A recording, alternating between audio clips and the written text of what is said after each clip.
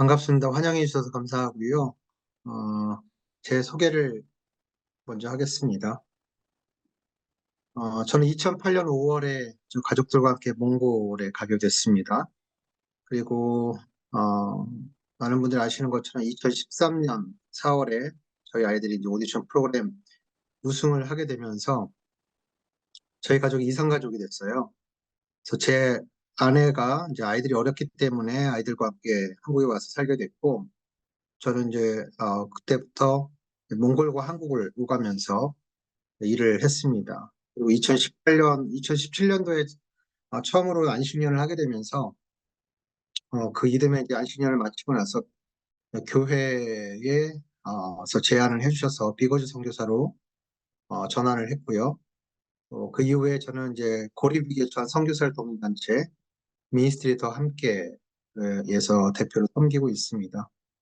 이 단체는 코로나를 통과를 하면서 한국 교회가 많이 어려워졌죠. 모든 분들이 다 어려워졌지만 그로 인해서 파송과 후원이 끊겨버린 채 이제 곳곳에 일하시는 곳들에 그냥 남겨진 일명 이제 독립군이라고 불려진 분들이 많아졌는데, 이런 분들을 다시 이제 한국에 있는 교회와 후원자들과 이렇게 재연결하는 일들을 섬기기 위해서 만들어진 단체입니다. 제가 항상 뭔가 이렇게 강의나 이렇게 초청을 받아서 뭔가 얘기를 해야 될 때 보여드리는 영상인데 한번 보시겠습니다.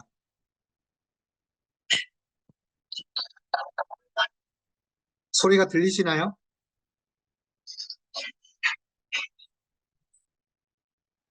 소리는 지금 아직 안 들리고 있습니다. 네? 소리는 들리진 않는데요. 음악 소리가. 소리가 안 들려요? 네네. 소리가 안 화면에, 들립니까? 네네. 음, 네. 이게,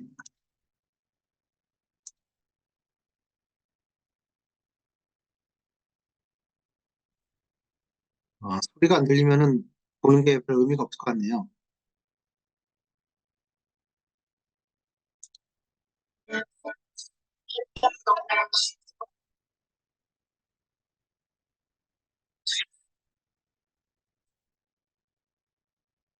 네, 소리 여전히 안 들리시니까요?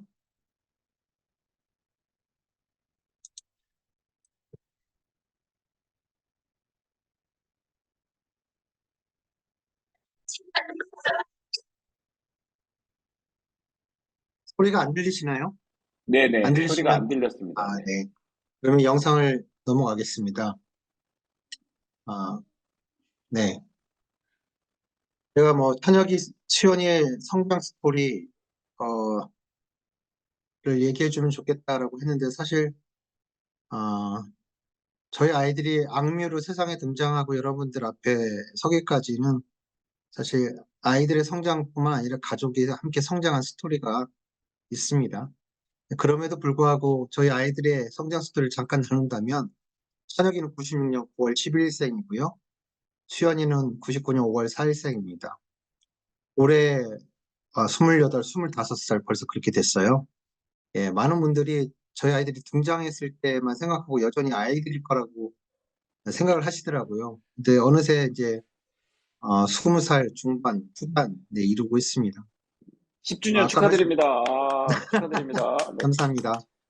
2008년 5월 몽골을 갔었고요. 그때 찬혁이가 초등학교 6학년, 수연이가 초등학교 3학년. 2012년 11월 18일로 기억을 하는데 K-팝 스타에서 다리꼬지마로 등장을 했습니다. 그리고 이듬해 4월에 이제 우승을 했고요. 또 그 이듬해 YG의 회사에 들어가게 되면서 1년을 준비해서 이제 플레이라고 하는 앨범으로 공식 데뷔했습니다. 그래서 이제 올해 데뷔 10주년이 됐고요. 어, 이제 이 데뷔 10주년을 맞이하는 이제 음반과 콘서트를 다음 달 내기 위해서 열심히 아이들이 일을 하고 있습니다. 몽골 가기 전에 저희 아이들의 이제 한국에서의 성장 스토리라고까지는 아니지만, 이게 저희 아이들이 정말 어렸을 때 저희 부부가 가지고 있는 나름 양육에 대한 중요한 생각이 있었는데요. 첫 번째가 이제 하나님이 주신 모습 그대로가 최고의 아름다움이다. 예. 왜냐면 저희 딸아이가 코가 많이 낮거든요. 근데 그래서 저희 부모님도 저희 딸아이 보고 이제 못난이라고 이렇게 얘기를 했었는데 저희 가족들 안에서 못난이라는 표현도 예쁜이로 해석이 됩니다. 어, 하나님 주신 모습 그대로가 최고의 아름다움이다. 성형 불가 뭐 이런 것도 거기서 나왔고요. 음, 사교육을 시키지 말자. 한국에 그때도 사교육이 참 많이 흥행했었는데 저희는 이제 사교육을 시키지 말자. 그럼에도 불구하고 그 당시에 저희 아이가 학원 보내달라고 그래서 보낸 적이 있습니다. 아니, 보낼 뻔했습니다. 왜냐면은 친구들이 다 학원 가가지고 학교 운동회에서 놀 친구가 없다라고 하는 거죠. 그래서 저희도 고민이 돼가지고 그 당시에 다른 뭐 국영수 학원을 보내긴 좀 그렇고 태권도 학원을 좀 보낼까 해서 동네 태권도 도장을 갔었는데 거기 오자마자 첫 대련을 시키더라고요. 그때 한 대 맞고만 아이가 울고 안 하겠다 그래서 학원은 보내지를 않았습니다. 그리고 아이들이 원하지 않으면 대학을 가지 않아도 된다. 라는 생각을 저희 아내하고 동일하게 생각하고 있고요.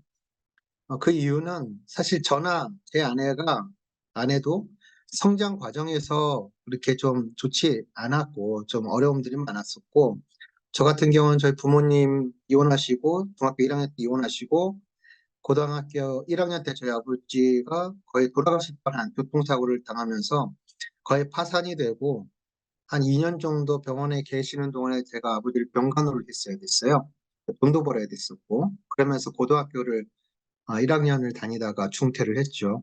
근데 그 고등학교 1학년 때 제가 주님을 인격적으로 만났고, 그래서 그 이후로 제 삶이 다른 제 또래 친구들과는 많이 달랐지만, 분명하게 그 안에, 하나님 안에서 제가 성장하는 것을 경험할 수 있었고, 또한 뭐 배경도 없고 학력도 부족하지만, 많은 사람들 앞에서 또 강의도 할 수 있고, 말할 수 있는 그런 위치까지 하나님께서 인도해 주시더라고요.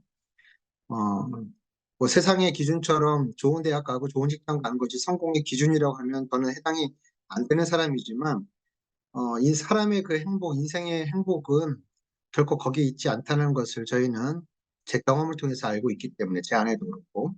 그래서 저희 아이들이, 저희 부부가 그랬던 것처럼 하나님을 제대로 만난다면, 아이들의 환경과 어떤 스펙에 상관없이 정말 하나님께서 저희 아이들의 삶을 이끌어 줄 거라는 믿음이 있었어요.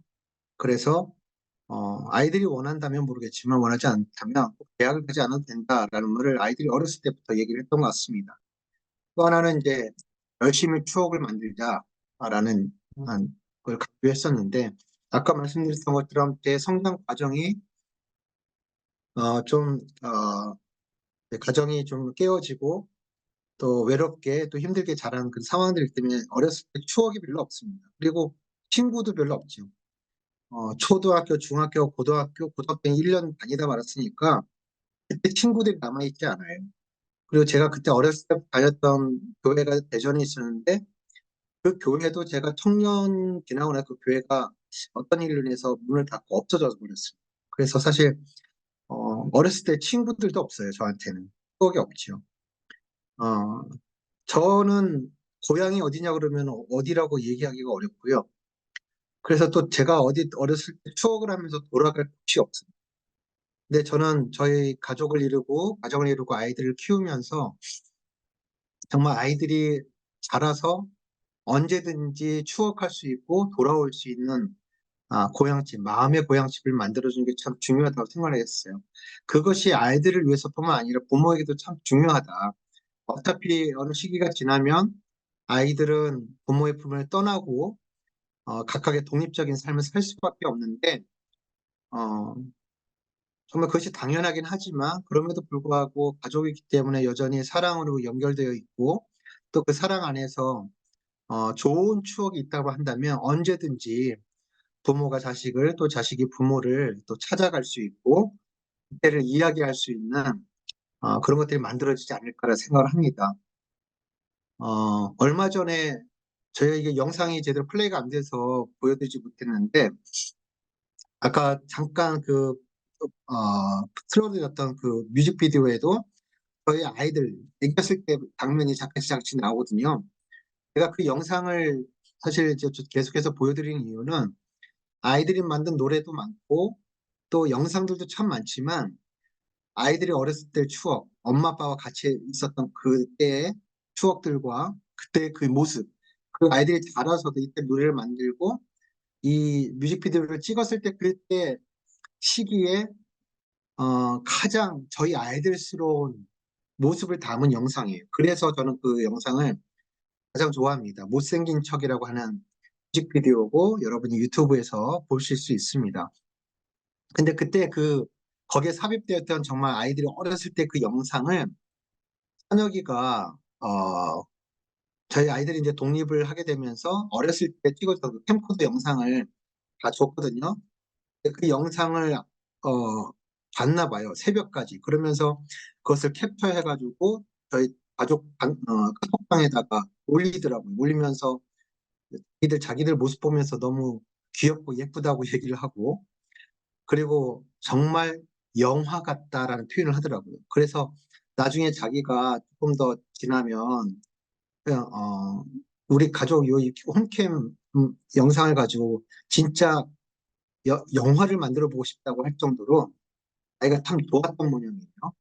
그래서 정말 어, 아이들이 그때 엄마 아빠와 함께 있었던 사실 아이들이 그 어렸을 때 기억 안 나잖아요. 저도 그때는 뭐 제가 어렸을 때는 여러분들 마찬가지였지만 어렸을 때 뭐 사진을 찍거나 영상을 찍는 게 쉽지 않았던 시절이지 않습니까? 뭐 영상 같은 건 전혀 없었고 그래서 잘 기억이 안 나요. 몇 개 남은 사진 가지고 내가 저때 저랬구나라는 걸 기억을 하지만 근데 저희 아이들이 자라날 때는 어쨌든 화질은 좋지 않지만 그렇게 영상을 찍어놨던 것들이 어렸을 때를 기억하게 하고 추억하게 하는데 그것에 주는 감동들이 참 있었던 것 같아요. 저 같은 경우는 그때 찬혁이가 그 캡처를 해서 올리는 장면을 보고 정말 눈물이 날 정도로 너무 그때 아이들이 더 보고 싶고 더 사랑스럽더라고요. 그래서 이 좋은 추억을 같이 공유하고 남기는 것은 아이들이 성장하고 엄마 아빠 품을 떠나서 자신의 삶을 살아갈 때에 언제든지 자신의 인생에서 만날 숱한 위기와 고비 가운데에서 그 추억을 생각하고 그때 느꼈던 엄마 아빠와의 사랑과 그 추억을 생각하면서 그 힘든 시기를 견뎌낼 수 있는 힘을 얻을 수 있지 않을까라는 생각도 때문에 저희는 다른 무엇보다 뭐 저는 고등학교 1학년 때 주님 만나고 나서 그 이후로 주님 일 하는 사람이 되겠습니다라고 서원하고 그 삶을 살아왔기 때문에 생계를 위해서 애써본 적이 거의 없고요. 그냥 주님 의지하고 주님 주신 것을 먹고 살겠습니다 하면 살아왔기 때문에 음, 그래서 늘 뭐 저희는 그렇게 생각하지 않았지만 주위에 계신 분들은 저희가 궁핍해 보이고 가난해 보였던 모양의 그런 얘기도 가끔 들었고 그렇지만 그럼에도 불구하고 그렇기 때문에 저희가 아이들에게 물려줄 수 있는 뭔가 유산 뭐 물질적인 거는 없는 거죠. 기대할 수 없는 거. 그렇기 때문에 더더욱 이 추억이라는 것을 아이들에게 물려줄 수 있는 자산으로 만들어줘야겠다는 생각을 강하게 했던 것 같습니다. 그런 생각을 가지고 뭐 거창하거나 그런 건 아니지만 이렇게 소소한 그런 나름대로 양육에 대한 생각을 가지고 아이들을 어렸을 때 키웠던 것 같습니다. 사실 이제 저희 아이들이 2014년에 공식 데뷔를 하게 되면서 그 즈음에 나왔던 책이 아이들이 쓴 목줄 높이 하이라고 하는 책이 있고요. 좀 더 지나서 저희가 오늘 행복해야 내일도 행복한 아이가 된다. 저희 아내와 함께 쓴 책이 있습니다. 이 책들 안에 아이들의 시선으로 아이들의 관점에서 본 자신들의 성장기, 몽골에서의 생활, 노래를 만들고 부르기 시작한 과정들 이야기를 썼고요. 또 저희 부부는 그래도 뭐 거창한 어떤 교육적인 어, 어떤 그런 생각들을 가치를 가지고 있었던 것 같지는 않지만 그래도 아이를 사랑하고 아이가 더 행복해졌으면 그래도 내가 살아온 인생보다 좀 더 행복했으면 하는 바람으로 아이들에게 잔소리처럼 훈계처럼 반복해서 강조해서 했던 말들이 분명히 있었더라고요. 그전에 몰랐는데 책을 쓰면서 그게 정리가 됐고 그런 내용들을 책에 담게 됐어요. 이것이 저희가 계기가 돼서 강연을 부부가 함께 이제 자녀의 행복을 위한 양육 10계명이라는 강연을 오랫동안 또 많이 다녔습니다. 그래서 요 제목만 여러분에게 좀 소개를 해드릴게요. 저희 부부가 어떤 것들은 저희가 몽골에 가기 전부터 아이들을 결혼하고 나서 아이들 낳고 키우는 동안에 가졌던 그때부터도 이미 가졌던 생각이기도 하지만 사실은 좀 이따 더 나누게 될 몽골에 가서 경험하게 된 삶의 고비 제가 저희 부부가 가졌던 나름대로의 양육 철학과는 좀 다른 예 그것을 좀 제대로 지키지 못한 좀 어려운 상황에서 결국은 실패를 통해서 경험하게 된 하나님의 교훈 그런 것들로 이제 10가지의 아이들 키울 때의 양육에 대한 어떤 가치들을 담았습니다. 1계명은 너는 하나님의 걸작품 아까 말씀드린 것처럼 아이가 본래부터 지닌 최고의 가치를 존중하고 지지해주기. 하나님이 주신 그 본래 모습 자체가 가장 완벽한 아름다움이라는 거 아이들에게 얘기해주고 있었고요. 2계명에서는 경쟁자가 아닌 친구로 어, 내 아이가 가장 소중하고 예쁘긴 하지만 결코 혼자서 살 수는 없기 때문에 더불어서 함께 사는 법을 아이에게 가르치는 것이 중요했고요. 또 세 번째 계명, 이것도 저희 부부가 정말 중요하게 생각했던 건데 아이답게 어른답게 나이답게 아이가 아이답게 아이답게 나이다움을 경험하고 배울 수 있도록 하는 건 매우 중요하다. 왜냐하면 그때 그때 나이에 경험할 수 있는 것들 경험하지 못하면 그 이후에도 어렵거든요. 근데 결국은 이것이 이 아이가 세상을 살아갈 때 가지는 어떤 관점, 가치관을 형성하는 데 있어서 정말 중요하기 때문에 저는 그 나이다움이 참 중요하다라고 생각을 합니다. 네 번째는 추억을 만들자 말씀드렸죠. 첫 번째는 그래도 우린 행복한 거야. 어, 늘 넉넉하지 못한 삶을 살았지만 그 가운데서도 만족하는 법을 가르치는 것.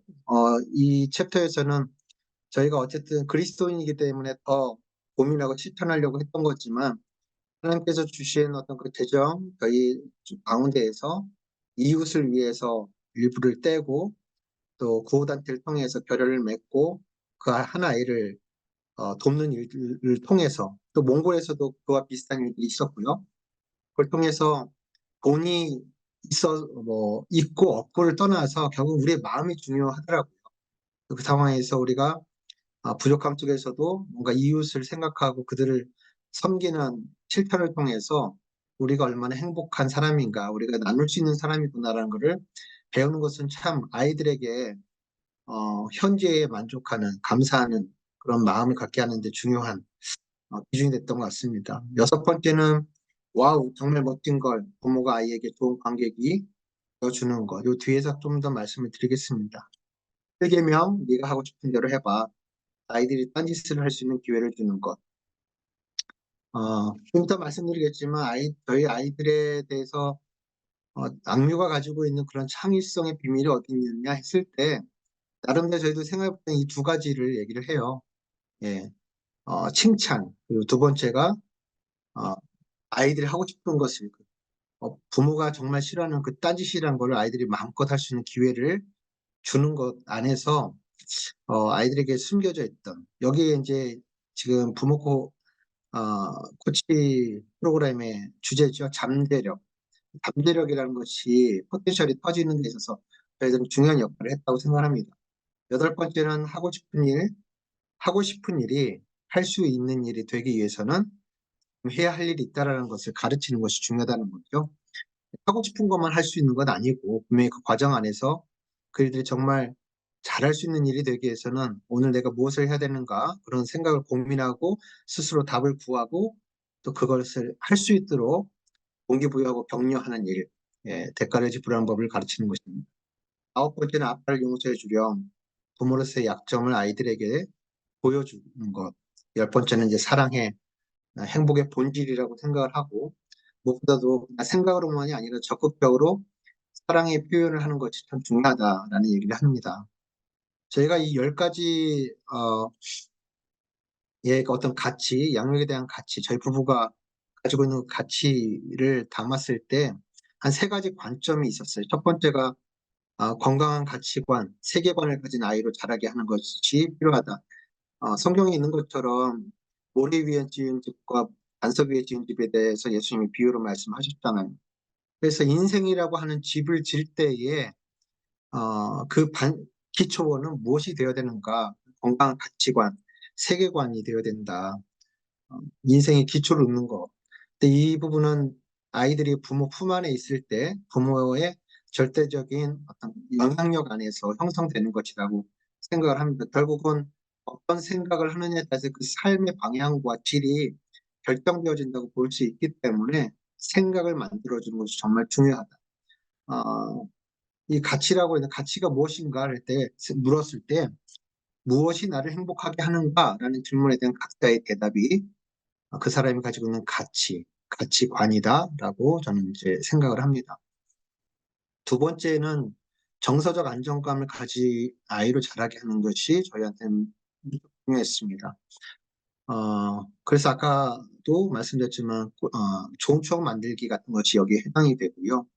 인생의 집을 만들 때 이거는 막 기둥을 세우는 것과 같다고 생각을 해요. 그리고 이 인생에서 돌아갈 고향집이 있는가, 그 고향집을 만들어준 것과 같고, 역시 이 또한 부모의, 부모로부터 절대적인 영향을 받는 거죠. 그래서 저는 요즘 부모들, 믿는 분들이나 믿지 않는 분들이나, 어, 어쩌면은 우리 아이들을 나보다 더 좋은 삶을 살게 하기 위해서 부모가 이렇게 더 노력하는지도 모르겠죠. 좋은 학원을 보내기 위해서, 좋은 학교를 보내기 위해서, 어, 같이 이제 엄마 아빠가 같이 일을 하고 또 때로는 이제 투잡, 쓰리잡까지 하면서 그렇게 돈을 벌어야 되는 상황들인데 그걸 통해서 우리가 놓치고 있는 건 아이들과의 시간을 포기하는 것이죠. 아이들과의 추억을 만드는 것을 포기하는 것이죠. 그것이 하지만 결국은 그런 과정이 아이들이 부모와 함께하는 과정이 없다면은 그런 시간들이 그런 추억이 없다면 결국은 아이들이 자라서 부모를 찾기 어려운 거죠. 찾아도 어, 그냥 좀 대면대면하게 어렵게 그냥 형식적으로 찾아오는 경우가 많죠. 부모는 이미 늙어서 이제 아이들이 보고 싶고 아이들이 와줬으면 하는 기대감이 있는 나이대에 아이들은 부모와의 좋은 추억이 없기 때문에 좋은 릴레이션십이 결여되어 있기 때문에 부모를 찾아가는 것이 부담스럽고 어려워질 수 있다고 생각합니다. 그렇기 때문에 더더욱 정말 우리가 부모 된 우리가 아이들과의 시간을 보내는 질적인 좋은 시간들을 보내기 위한 그런 선택과 결정을 하는 것이 참 중요하다는 생각을 합니다. 세 번째는 우리 아이들이 참된 행복을 추구하며 살아가길 원하는 거죠. 이거는 집을 지을 때 마치 지붕을 얹고 또 실내 인테리어를 하는 것과 비슷하다고 생각을 합니다. 인생을 색칠한다고 하는 거죠.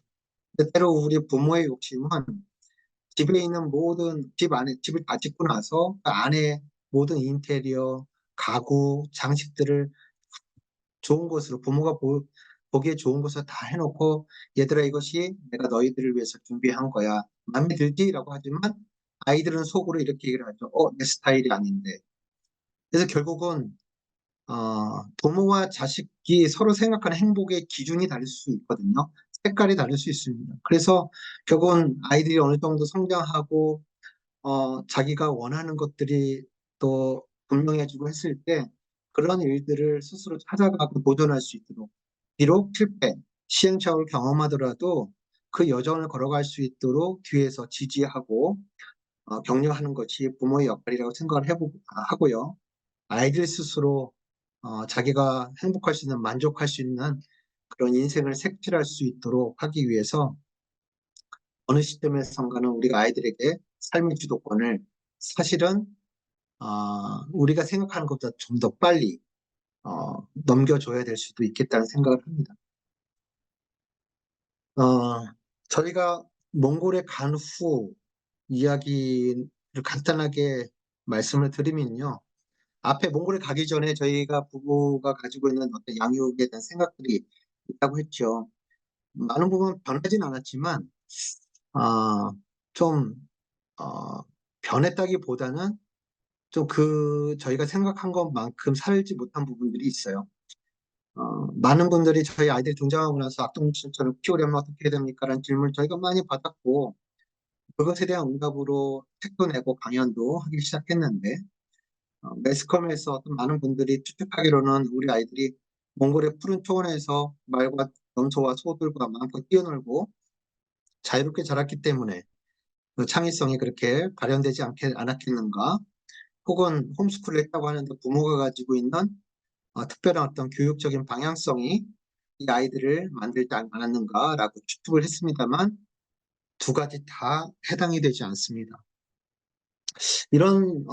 지금 저희가 하고 있는 프로그램의 주제가 TCK의 잠재력이잖아요.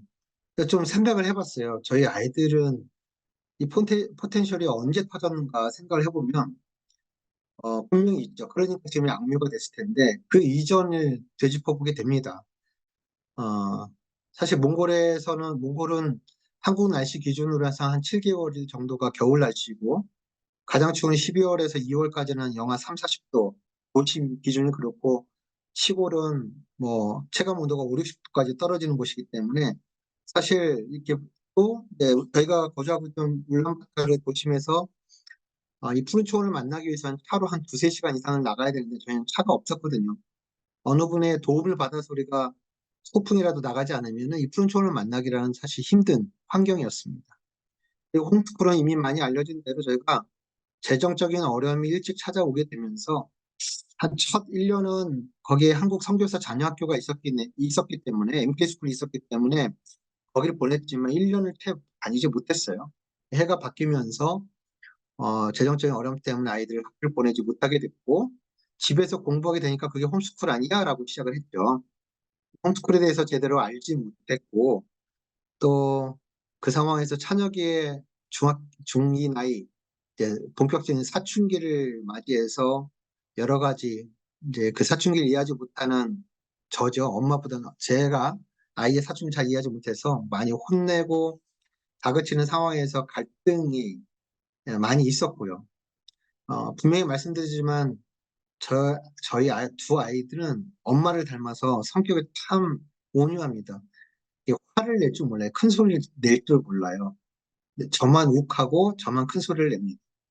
그래서 사실 저희 가정이 어떤 갈등과 긴장의 상황이 생기는 이유는 전적으로 저에게 원인이 있어요. 근데 그 당시에는 제가 그걸 깨닫지 못했죠. 그 시간이 한 3년을 갔습니다. 홈스쿨 시작하고 3년 동안 그 시간을 가면서 홈스쿨은 저희가 다원에서 자발적으로 시작한 것이 아니라 어쩔 수 없이 시작한 것이었고 한 1년, 첫 1년을 기도하면서 하나님께 구하면 해결해 주시겠지라는 믿음을 가지고 했어요. 1년을. 근데 2년, 3년 돼도 하나님 응답하시지 않고 침묵하시는 과정 가운데서 제가 또 하나님과 저 사이에 긴장감과 이제 불화가 생겼죠. 하나님에 대한 원망이 이제 쌓여져 가면서, 의심이 쌓여져 가면서, 사실 2년, 그 2년보다는 3년째가 가장 힘든 시기를 저희가 만나게 됐습니다. 우리 이훈 쌤이 저기 단톡방에 올려주신 자료들 제가 살짝 살펴봤거든요. 그번에 보내주신 게 그 홈스쿨 가이드 자료를 봤는데 그런 생각을 했어요. 내가 그때 이런 얘기를 진작 알았으면 시행착오를 줄이지 않았을까? 좀 재밌게 기대감을 가지고 홈스쿨 할 수 있었지 않았을까? 그런 아쉬움이 참 생기더라고요. 근데 또 한편으로 생각하면 그렇게 했으면 지금의 악뮤가 나오긴 했을까? 그런 생각도 하게 되고요. 시간이 지나고 보니까 어쨌든 하나님의 인도하신 섭리가 분명히 있었기에 그 어려운 시간들조차도 의미가 있었고 하나님께 감사할 제목으로 바뀌긴 했지만 그 당시에는 몰라도 너무 몰랐습니다, 저희가. 예.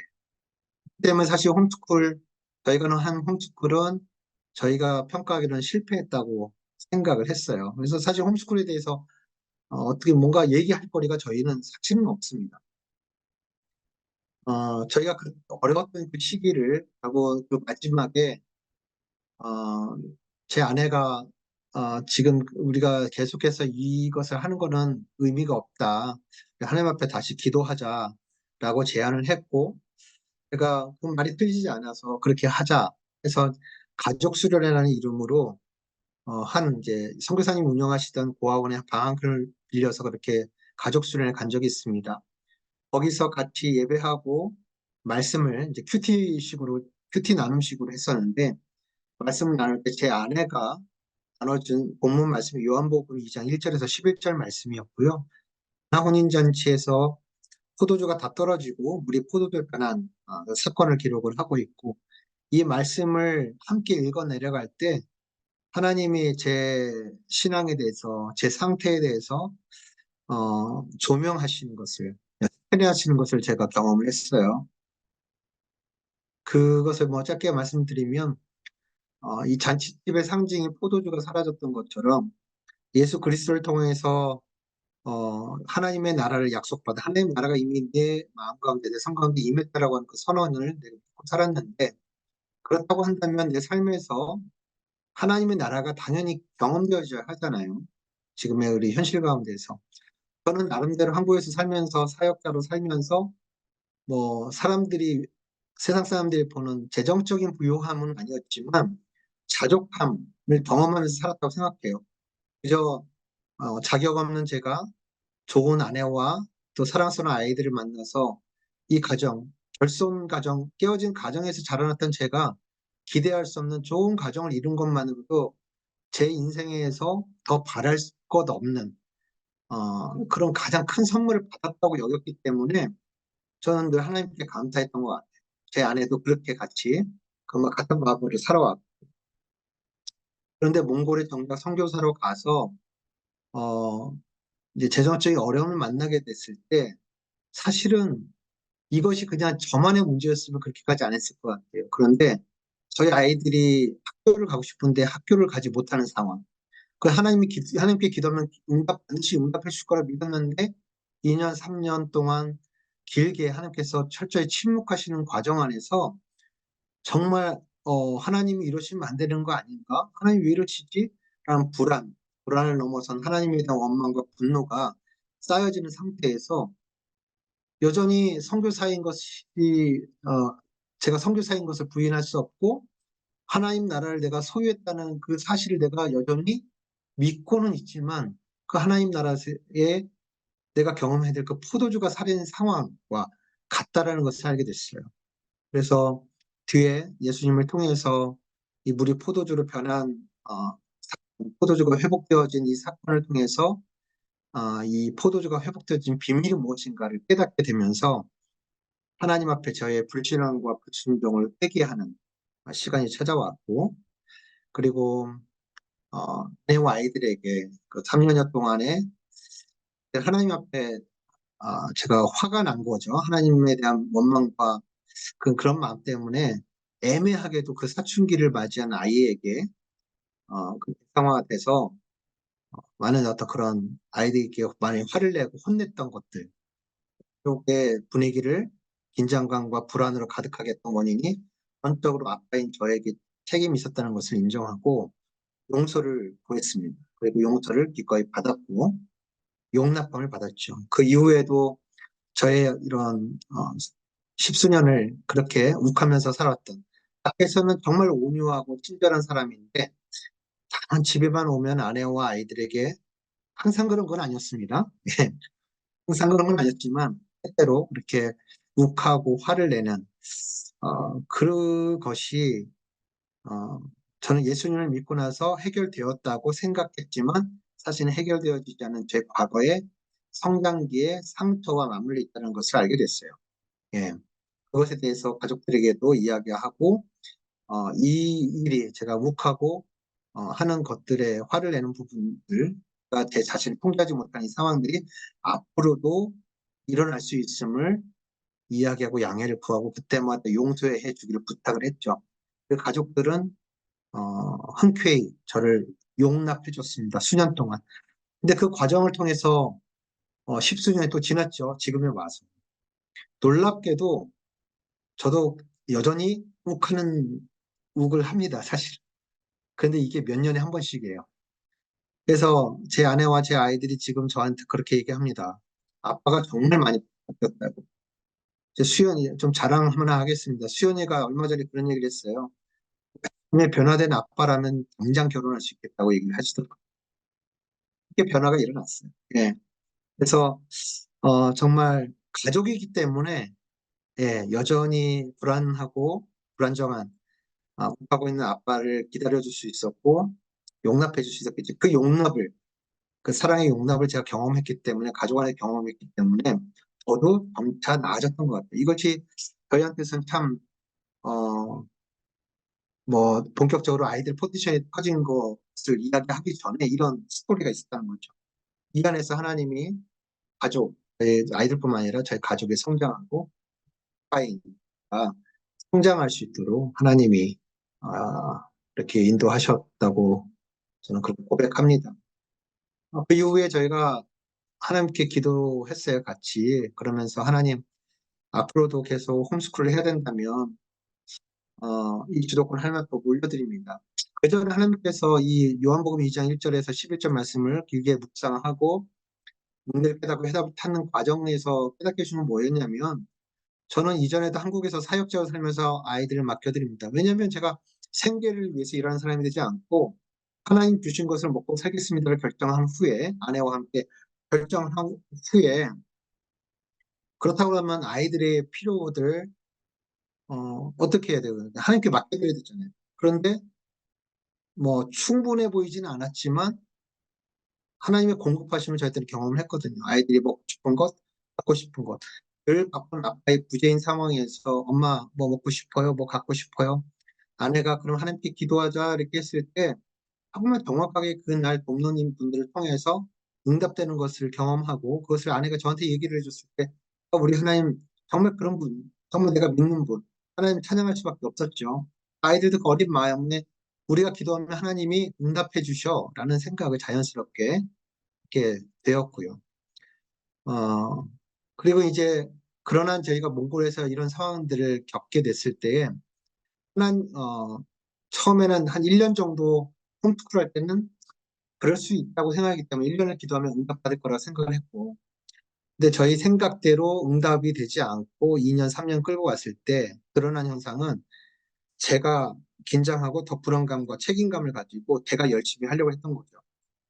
계속 예배하고 매일마다 예배하고 하나님 해결해 주세요, 보내주세요, 책임져 주세요 기도하고는 있었지만 뭔가 제가 열심히 하고 있었던 거예요.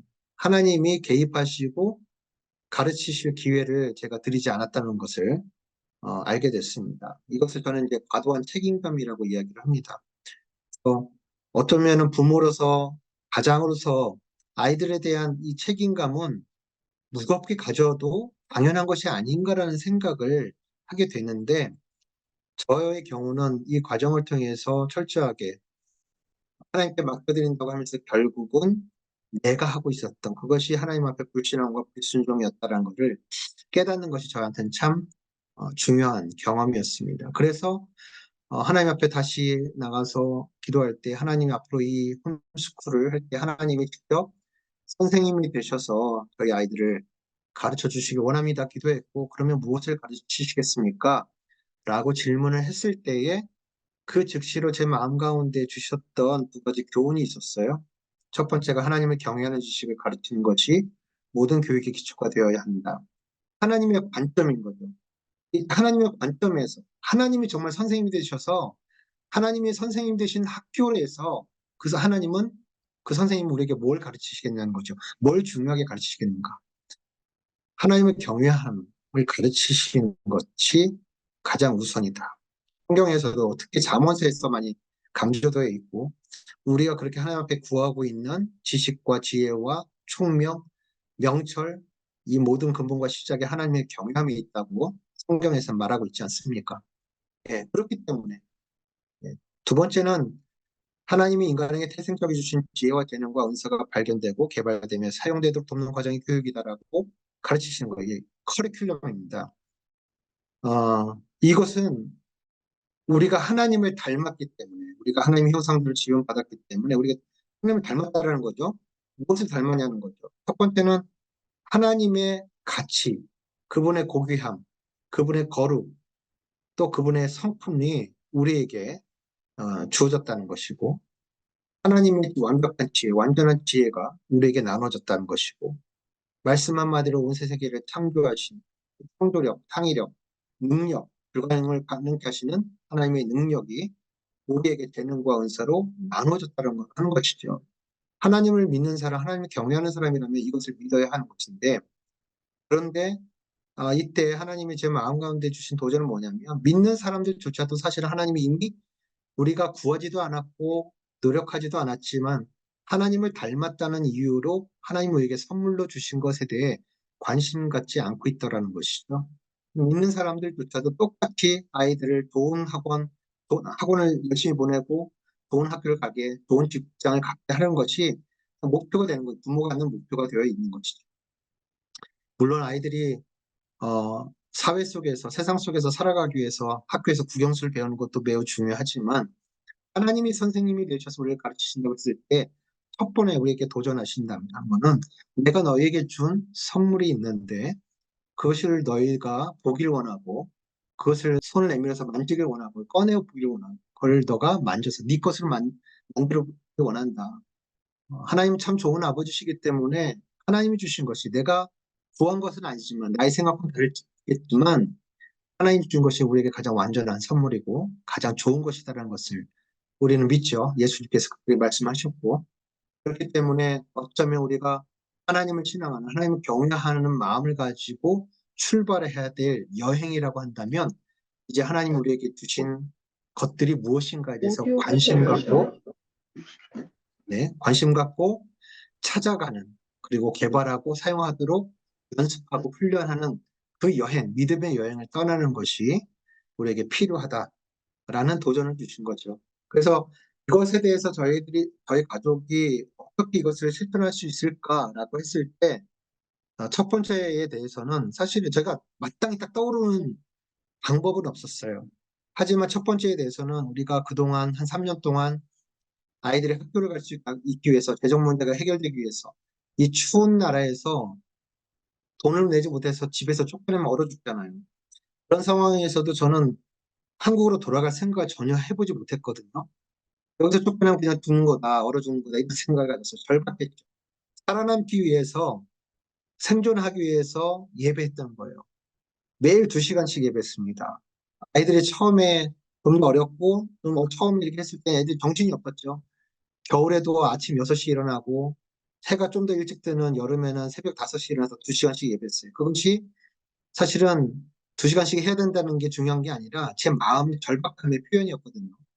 그리고 처음엔 꾸벅꾸벅대고 졸고 있는 아이들 등짝을 스매싱하면서, 어디 하나님 앞에 예배하는데 졸고 있어! 라고 하면서, 사실 나중에 다 회개할 제목이 됐습니다. 예, 회개할 제목이 됐는데, 하여튼 그렇게 기도해왔던 예배를 해왔던 것인데, 이제 하나님이 이렇게 새롭게 깨닫게 해주시고, 놀라운 거는 이 요한복음 2장 1절, 이 요한복음 2장 말씀을 묵상하고 하나님 깨닫게 해주신 것들, 그리고 회개하고 용서함 받는 것, 가족들에게 용서 받는 이 과정 안에서 제 마음이 완전히 바뀌었다는 거예요. 어제까지 참 지옥 같았던, 고통스럽던 그 마음이 완전한 해방감, 자유함을 얻어서 하나님께 대한 기쁨과 감사로 바뀌었고, 그로 인해서 아빠의 얼굴이 편안하고 마음이 편해지니까 가족들이 편해지는 거예요. 예, 그 선물처럼. 그래서 정말 어제까지 지옥이 오늘의 천국으로 바뀐 이 놀라운 비밀, 영적 포도주가 회복된 것을 경험을 하면서, 어, 예, 무슨 얘기를 하려다가 또 얘기가 나왔는데, 죄송합니다. 조금만 기다려주세요.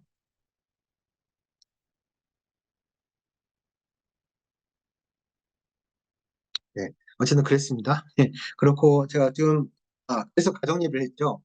예, 맞아요. 가정 예배를 하다 말씀드렸는데, 그래서 저희가 어, 앞으로, 그래서 제 마음이 참 기뻐하는 마음이 됐고, 그래서 지금까지는 생존 예수였던 이 가정 예배가 하나님 앞에 드려진 온전한 예배, 기쁨의 예배, 감사 예배, 무엇보다도 하나님께서 선생님 되셔서 말씀을 통해서 우리를, 부모인 저희들 포함해서 저희 아이들에게 하나님의 어떤 분인지를 가르치시고 하나님 말씀을 깨닫게 하고 가르치는 그들이 하나님을 경외함, 하나님과 관계 안에서 이 경외함을 하나님께 직접 가르치는 통로로서의 가정 예배 설정을 했죠.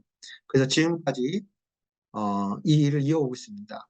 사실 이 일을 깨닫고 나서 한 1년 정도 시간을 지나고 나서 한 2년 정도 가까이 지났네요. 그 정도 그 이후에는 아이들이 이제 오디션에 출전하고 이제 우승이 되고 연예인이 되면서는 매일마다 기도하는 것을 예배하는 것이 좀 어려운 상황이 됐지만 그럼에도 불구하고 그 당시부터 또 지금은 아이들이 다 독립해 있지만 독립한 순간에도 한 번 더 강조해서 좀 아이들에게 다짐을 받았던 거는 한 달에 한 번이라도 가장 우리 삶의 최우선순위로 가정 예배를 모이자 이렇게 약속을 했고 지금까지 잘 지켜오고 있습니다. 그리고 10여 년 동안 저희가 이렇게 한국에서 가정 예배를 모이는 그 시간마다 은혜가 있어요.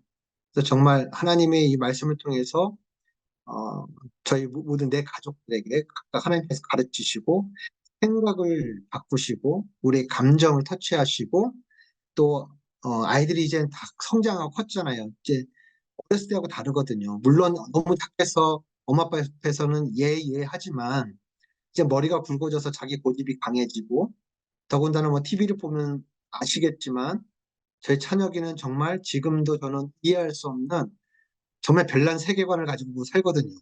저희 아이는 늘 저희에게 긴장감을 줘요. 왜 그렇게까지 하지 싶을 정도로. 그렇기 때문에 이제 청년기에 성장한 저희 아이들과는 또 어렸을 때 사춘기 때와는 또 다른 갈등의 시기들을 또 겪게 되거든요. 생각의 차이를 경험하게 되고 그 가운데서 저는 가정 예배를 통해서 말씀 묵상을 나눔을 통해서 하나님이 저희 생각을 조율하시는 것들을 저는 경험을 하고 있어요. 그런 경험을 합니다. 놀랍게도.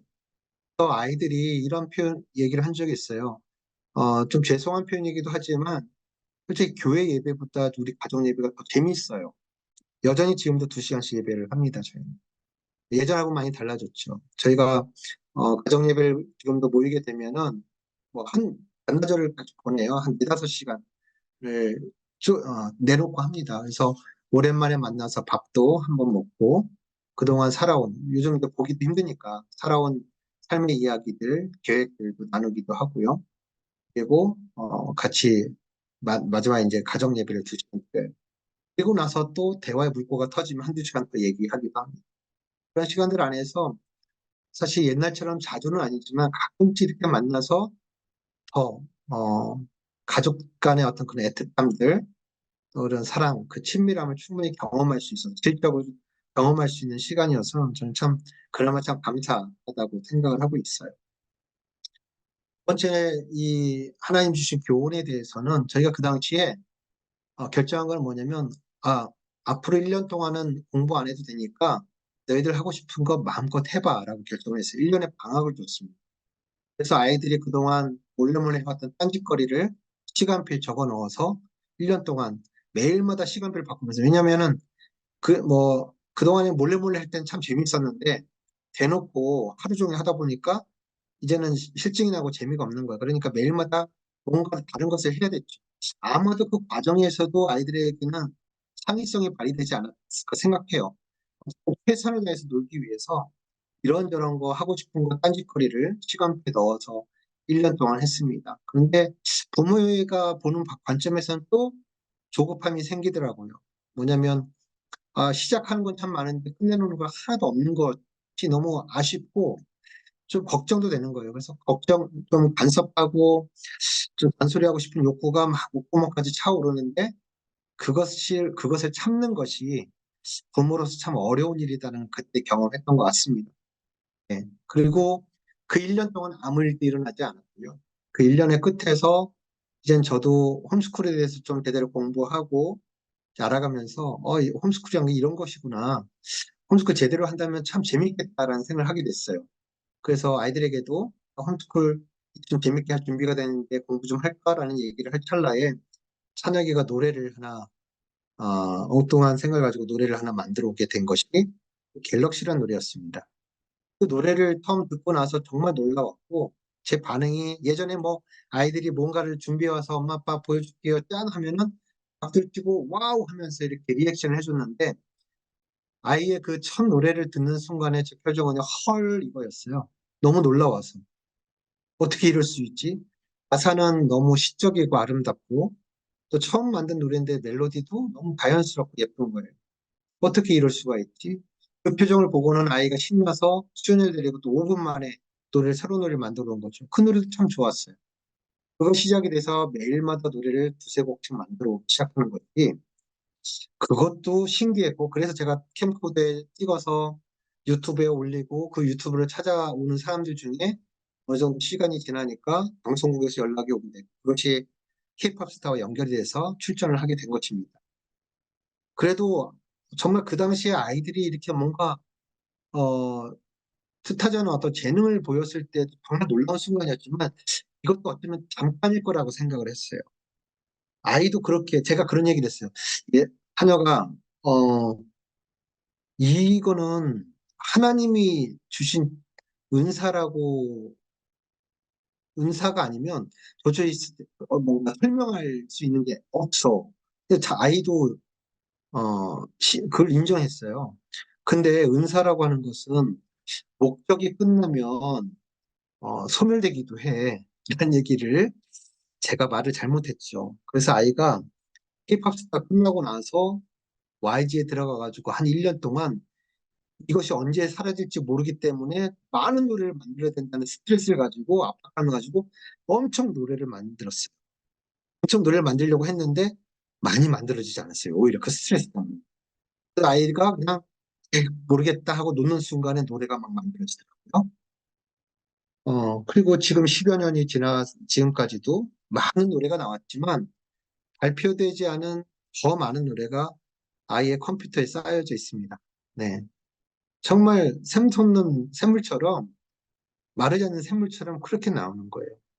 이 과정 안에서 분명하게 하나님이 이 두 번째 교훈에 대해서 선명하게 저에게 가르쳐 주지 않았다면 이게 뭐지라고 했을 것 같은데 그것에 대해서 하나님 가르쳐 주셨고 저희는 순종의 표현으로 일단 어떻게 할 줄 몰라서 그래 하나님 너희들에게 주신 것이 뭘까 한번 탐색해보자 라는 의미로 1년간의 방학을 그냥 줬을 뿐인데 이 안에서 분명하게 1년 동안 아무 일도 일어나지 않았지만 나름대로 또 제가 설정한 그 기한의 끝에서 하나님의 아이들에게 숨겨두신 이 잠재력, 이 포텐셜을 끌어내실 때 그때는 부모인 저희가 손에 닿지 않는 곳에 가는 거예요.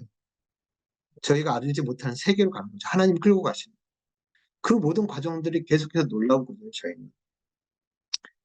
오디션에 참여하는 모든 과정이 그랬지만 사실은 비하인드 스토리로만 아직은 어, 대중에 공개할 수 없는 많은 스토리들이 있어요. 회사 안에서, YG 안에서 하나님이 어떻게 저희 아이들을 보호하셨고, 또 아이들을 높이셨고, 아이들을 통해서 선한 영향력들을 나타내셨는 거의 이야기는요, 정말 너무 많아요. 예. 근데 그런 것들이 저희들에게는 간증이죠. 예. 뭐, YG라는 회사가 좀 많이 좀, 뭐랄까요, 부정적인 인식이 강하지만, 너무 크게 터져서 잘 알고 있는 사건, 가수 승리의, 어, 그 사건이 있었잖아요.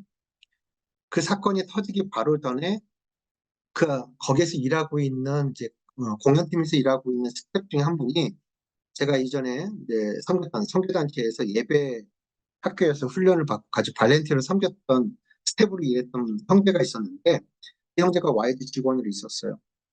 그 친구가 저한테 연락이 와서 선교사님 드디어 여기에 기독 신우회가 생겼어요. 기도해 주세요라고 기도 부탁을 한 거였죠. 그리고 한 달 후에 승리 사건이 터졌어요. 만약에 전에 그 얘기를 듣지 못했다면 많은 팬들, 우리 아이들을 사랑하는 팬들도 이런 상황에서 악뮤도 그 회사에서 나와야 된다고 되게 압박을 가했거든요. 아이들이 만든 노래를 이제 비유해서 우리는 악뮤를 사랑하는 거지 어떻게 YG를 사랑하겠어 뭐 이렇게 이야기를 하면서 만약에 나오지 않으면 우리는 악뮤를 사랑하지만 악뮤 노래를 듣지 않겠다, 불매운동을 하겠다 이렇게 얘기할 정도로 압박감이 심했어요. 그러나 그 전에 YG 안에서 기독신을 생겼고 하나님께 기도하는 사람, 하나님의 사람들이 있다는 소식을 우리가 알고 있었잖아요.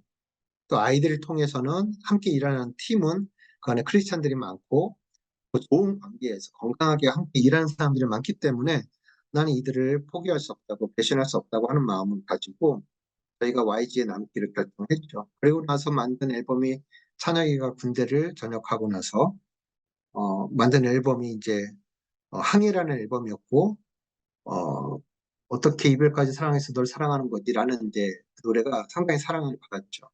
그래서 그 승리 사건이 거의 덮어질 정도로 대단한 성공을 이뤘어요.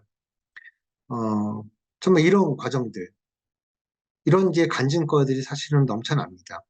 그래서 저희가 저희 아이들을 지금까지 하나님께서 아이들에게 주신 그런 재능과 은사와 지혜 가운데를 드러내시고 또 이런 표현은 저희들끼리만 하는 얘기지만 바벨론과 같은 저 세계에 또 연예 세계 안에서 선한 영향력들을 끼칠 수 있도록 하나님이 그렇게 보호하시고 돕고 힘을 파워를 주시는 것들을 저희는 지금 보고 있습니다.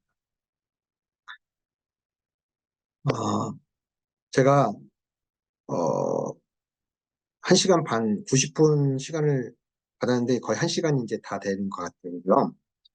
예, TCK의 잠재력 발현을 위한 제왕, 그러니까 제 경험 안에서, 지금까지 말씀드린 거 안에서 좀 개헌을 드린다면, 첫 번째는 경계해야 될 것, 부모로서 경계하고 조심해야 될 것, 말씀드리고 싶어요. 부모는 울타리이다. 근데 이 울타리라는 게 집이 될 것인가, 감옥이 될 것인가. 저의 실수는 뭐였냐면, 나름대로 부모로서, 아빠로서 가지고 있는 가장의 책임감, 또한 책임감이라고 말씀드렸죠. 책임감. 나는 어떻게든 우리 아이들, 우리 가족들 책임질 어, 강한 책임감을 가지고 있어라고 얘기할 수 있는 건데, 때로는 그것이 하나님 앞에 불순종과 불신앙으로 비춰질 과도한 책임감이 된다는 것이죠. 근데 그것이 하나님 앞에서뿐만 아니라 결과적으로 저희 가족 안에서는 감옥과 같이 되는 거죠. 예. 저의 기준, 때로는 신앙적인, 저가 생각했을 때는 신앙적인 기준이라고 말하면서 저는 그렇게 믿었던 것 같아요. 그런 기준까지 포함해서 사실 아이들을 숨막히게 감옥과 같이 만들었지 않았나 반성하게 됩니다. 그래서 분명하게 부모는 울타리 역할을 해야 돼요. 안전한 역할 해야 되죠. 아이들이 부모라고 하는 울타리 안에서 안전함을 느끼고 안정감을 누리고 그 안에서 하나님을 경험하고 부모를 통해서 하나님을 배우고 또 독립하는 순간에도 그런 신앙으로 잘 독립할 수 있도록 어, 그 안에서 돌봄을 받는 양육이 되어진 집이 되어야 되는 것이 맞습니다. 때로는 그 집, 목이 될 수도 있다는 걸 우리가 경계해야 될 것 같고 두 번째는 부모, 나를 알아야 자식을 안다라고 썼는데요. 지난번에 저 했을 때 저한테 요청하셨던 게 아버지의 역할에 대한 거였어요. 그때 좀 나눴던 이야기들이 있었는데 셀프 케어, 화해하기 이렇게 썼습니다. 뭐냐면 아이들에게 분명히 저는 아까도 말씀드렸지만 하나님이 이건 아이들뿐만 아니라 부모인 저희들도 포함해요. 저희도 하나님 닮았기 때문에 하나님이 주신 것들이 있어요. 동일하게. 저희들은 이제 살 날이 살아온 날보다 이제 짧기 때문에 그걸 탐색하고 발견하고 사용할 수 있는 여지가 좀 좁겠지만 아이들은 더 길고 우리는 좁겠지만 그럼에도 불구하고 이것은 저희에게도 해당된다고 생각을 합니다. 그런데 이것을 가로막는 것이 결국은 제가 살아온 성장기의 삶뿐만 아니라 지금까지 살아온 삶의 여정이었던 것 같아요. 그것을 돌아보는 게 참 필요하고 그 안에서 어, 내가 경험한 어떤 그런 상처, 불화가 무엇인가. 결국 그것이 저에게 알게 모르게 학습되어지고 나의 생각, 나의 삶의 방향, 나의 성품, 기질, 영향을 줘서 그것이 고스란히 아이들에게는 직접적으로 영향을 주는 것이죠. 어, 이것이 결국은 부모가 어, 가지고 있는 어떤 상처라고 하는 것들, 그 한계라고 하는 것들에 의해서 아이들의 가능성, 아이들의 잠재력을 재단할 수 있다는 것이죠. 예, 가능성을 깨어날 수 있다는 겁니다. 만약 저희가 하나님 그렇게 저를 흔들어서 그렇게 깨닫는 과정을 주시지 않다면은 저희 아이들은 이런 포텐셜이 터질 기회를 얻지 못했을 거예요, 여전히. 저희가 가지고 있는, 어, 예, 그런 나름대로 그 확신이랄까, 신념.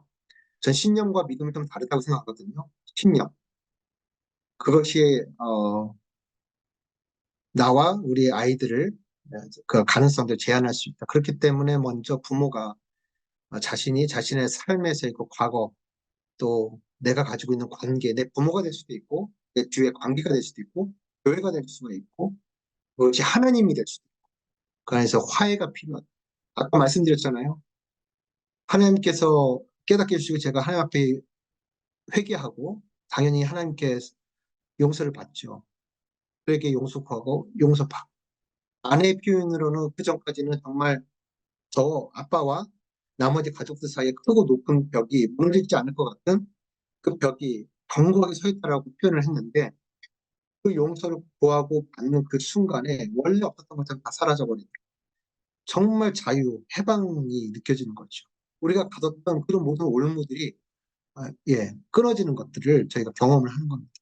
그래서 정말 아이들을 위해서라면 먼저 부모인 저 자신이 셀프, 그러니까 자신과 화해하는 거, 하나님과 또 주변의 이웃과 상황들과 화해하는 것이 나를 자유롭게 하고 아빠가, 엄마가 자유로워지면 아이들에게 그만큼 자유로운 영향력들이 끼쳐질 거라고 생각을 합니다. 과도한 책임감에 대해서는 말씀드렸어요. 하나님께 의뢰하고 의탁하는 당연히 이 기도를 우리가 하겠지만 우리의 삶에서 알게 모르게 사실 부모로서의 책임과 역할 어떻게 봐야 되는가? 때로는 그것이 하나님보다 높아질 때가 있다는 것을 우리가 좀 공개해야 되겠다고 말씀드리고 싶습니다. 두 번째는 긍정적인 부분이에요. 농촌 올물개들이 아까 말씀드렸던 것처럼 저희 같은 경우는 아빠를 용서해줘. 이것도 사실 용기가 필요한 거고 그래야만 정말 가족들이 아빠를 용서하고 용납하고 포용한 그동안 아빠가 모든 것을 이렇게 아이들을 껴안고 포용하고 아이들을 위해서 뭘 해줘야 된다고 생각을 하잖아요. 그런데 그렇지 않더라고요. 우리 어린 아이들도 아빠의 연약함과 그 단점에 대해서 부모 스스로가 그것을 인정하고 용서를 구하면 사랑하기 때문에 사랑 관계 때문에 충분히 그것을 용서해 주더라고요. 그리고 기다려줘요 앞으로도. 그것이 놀라운 힘이 되는 것 같습니다. 칭찬의 힘 아까 말씀드렸죠. 재능이 드러나는 강력한 도구 또 딴짓에 숨있는 창의력 이것은 이제 지혜와 재능을 탐구할 수 있는 기회 또 여행의 시작이 될 수 있다라고 생각을 합니다. 아, 예. 여기까지 할게요. 요거는 지금 뭐냐면은 저희 아이들이 노래를 막 만들기 시작했을 때 이렇게 몽골에 저희 집이었어요. 수연이 방. 그래서 핑크핑크 하죠. 여기서 이런 모양으로 아이들이 만든 노래를 부르면 제가 이것을 캠코더로 찍어가지고 유튜브에 올렸었는데 아이들이 YG 방송에 나가고서 방송사에서 이것을 다 내려달라고 해서 이제 유튜브에서는 다 내린 상태입니다. 볼 수 없는 영상이 됐어요. 그래서 아이들이 처음 만들었을 노래를 한번 들려드릴게요. 처음 만든 노래. 그리고 제 강의를 마치고 여러분의 질문을 좀 받아서 좀 답변을 드리도록 하겠습니다. 아, 소리가 안 들린다 그랬죠? 네. 갤럭시라는 노래를 쳐서 한번 들어보시면 되겠습니다. 네, 우리 박수로 한번, 네, 잘 나눠주시면 너무 감사드립니다. 네, 참 이렇게 감회가 새롭습니다. 우리 악뮤 친구들, 또 여러 가지 방송에서 들을 수 없는 또 우리 선생님들 가족 이야기 속에서 이렇게 나누니까 더 좀 도전이 되네요. 자, 이 시간에는 함께 Q&A로 지금 나누셨던 이야기들, 네, 좀 나눠보도록 하겠습니다. 제가 단톡방에, 제가 메모를 좀 많이 해놨는데, 아까 저부터 먼저 여러분이 생각하시라고, 저부터, 느낀 점들을 좀 이렇게, 음, 나눠보도록 하겠습니다. 그리고 질문, 네, 질문 제가 할 테니까 여러분들도 한번 생각을 해보시고, 네, 질문하실 수 있는 것들 하면 좋겠습니다. 제가 이성근 선생님께서 나눠주신 것들 아까 메모를 한 게 있어서 제가 단톡방에 한번 올릴 테니까 10개명 또 그게 있었거든요. 네, 그래서 그거를 참고하셔서 하시면 좋겠습니다. 음, 특별히 이제 우리 여기 선생님들 중에 사춘기 자녀하고 좀 이렇게 아빠, 아들 관계, 또 부모님과 자녀 관계에 좀 어려움을 겪는 분들이 좀 계세요. 저도 그 중에 한 사람이고요.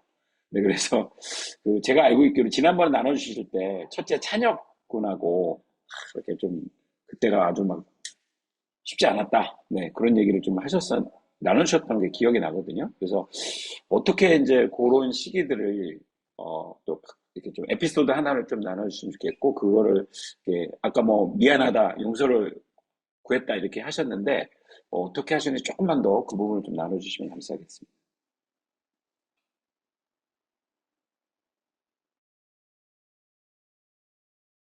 아까 말씀드렸나요? 제가 이제 성장기가 사춘기 때, 고1 때 이제 저희 부모님이 중학교 1학년 때 부모님이 이혼하셨고, 근데 사실 중학교 1학년 때 가족들이 다 뿔뿔이 흩어져 살았던 거죠. 고등학교 1학년 때는 이제 학교를 중단하고, 이렇게 살아야 됐던 삶을, 또 때는 이제 저희 가족의 생계를 또 책임져야 되는 상황에서. 근데 그때 하나님을 만났기 때부터 열심히 살고 신앙을 가지고 살려고 노력을 했던 것 같아요. 그래서 주변의 어른들이 성근아 너는 참 나이답지 않게 어른스럽구나 라는 말을 해주실 때 참 그것이 저한테는 칭찬으로 들렸고 좀 저 자신이 좀 뿌듯했던 그런 순간이었는데 이것이 참 큰 아이가 이제 사춘기가 되고 아이의 사춘기를 처음 만나는 거지 않습니까? 근데 아이들이 성장할 때 저는 그런 기대를 가졌거든요. 제가 그런 걸 경험해보지 못했지만 정말 아이의 사춘기 때 아이 편이 되어주고 아이를 이해해주고 정말 아이에게 친구처럼 대화할 수 있는 멋진 아빠가 되고 싶다는 로망 같은 것도 있었는데 정작 아이가 정말 중학교 2학년 나이가 돼서 중2병 외계인이라고 표현되어지는 그 시기 정말 그 표현이 너무 정확하다고 여겨질 만큼 어제 알던 아이가 아닌 거죠. 오늘 하는 거 보면은. 그러면서 얘가 왜 이러지? 그래서 뭐 여보, 아빠 물 한 잔 떠다 줘 그러면은 그냥 물컵만 가져온다든지 이런 것들이 계속 반복이 되면서 너 왜 그러니? 너 아빠한테 반항하는 거야? 이런 식의 이제 아이를 다그치고 이제 혼내는 상황들이 매일 일어나는 거죠. 근데 아내가 옆에서 아이, 사춘기 아이들은 원래 저런 거야. 라고 했을 때 제가 너무 당당하게 얘기했던 게 뭐냐면 나는 전화할 때 저러지 않았어. 라고 얘기했던 거예요. 근데 나중에 어쨌든 하나님이 이 모든 시간들이 지나서 깨닫게 해주실 때는 저는 그 사춘기의 나이다움, 아까 나이다움의 중요성이 말씀드렸잖아요. 사춘기 다움을 경험하지 못한 거죠. 분명히 제 나이 때도 그때 사춘기스러운 증상이 있었을 때인데 제 곁에는 그것에 대해서 얘기해 줄 만한 어른들이 없었기 때문에 그저 그냥 좀 가끔 저를 보는 분들이 어른스럽구나 라는 것이 진짜 제 모습인 줄 알고 예, 스스로 그냥 이렇게 뿌듯하게 하면서 살아왔는데 결과적으로는 내 아이의 사춘기를 전혀 이해하지 못하는 아빠가 되어 있더라. 더 나아가서 정말 가장 민감하고 사실 어떻게 보면 더 어느 때보다 부모의 용납이 필요한 기다림이 필요한 그 사춘기에 상처를 두고 있는 아빠가 되더라는 거예요. 그가 뭐 어느 부모가 아이에게 상처를 두고 싶었겠습니까? 근데 그런 모든 것들이 결국은 아빠가 살아온 그 성장 과정에서의 그 상처, 해결되지 않은 상처, 어떻게 해결될지 모르죠, 저희도. 하나님이 그렇게 가르쳐 주지 않았다면 저도 역시 그 상황을 제대로 이해하지 음, 못한 채 더 오랜 동안 아이들하고 불화하고 때로는 상처를 주는 아빠가 되어 있었을 거예요. 예. 그러나, 어쨌든 그 시기에 하나님이 이제 깨닫게 해주셔서 아이들에게 용서를 구할 것들. 그래서 그때 용서 구했던 거는, 처녀가 이렇게 우리 가족이 분위기가 이렇게 말이 아니고 긴장감으로 가득한 이 상황들이 너 때문인 줄 알았어. 가만히 생각해보면 아닌 건 저도 알 텐데 말을 그렇게 했어요. 너 때문인 줄 알았어. 네 사춘기가 별나가지고 그런 줄 알았어. 근데 알고 보니까 아빠 때문에 아빠 자신에게 문제가 있었다. 그리고 제가 하나님께서 깨닫게 주신 제 과거의 상처들을 아이들에게 이야기를 했죠. 아빠가 이런 상황들에서 그래서 아빠는 그때 예수님 믿어서 다 해결될 거라 생각했는데 사실 그게 아니었어.